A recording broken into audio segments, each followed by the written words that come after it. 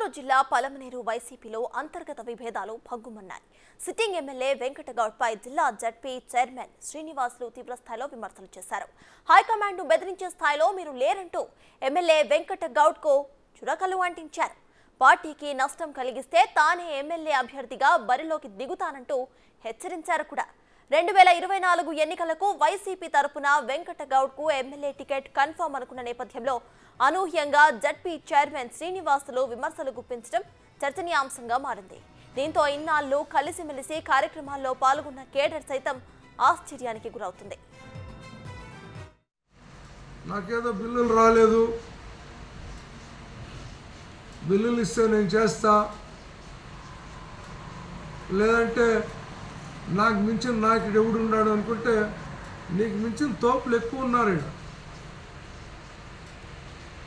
బిల్లులు అనేవి నువ్వు చేయింది ఎంత, నీకు వచ్చిందేదంత, రావాల్సిందెంత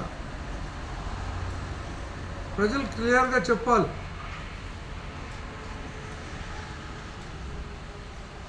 ఈ రాష్ట్రంలో జగన్మోహన్ రెడ్డి గారు ముఖ్యమంత్రి అయిన తర్వాత పారదర్శకంగా అన్నీ కూడా బిల్లులు ఇస్తున్నాం. ముఖ్యమంత్రి మీద అభియోగం మోపేంత లెవెల్కి నువ్వు వెళ్ళావంటే నీ రాజకీయ పరిణితి అంతా, పరిజ్ఞానం ఉందా?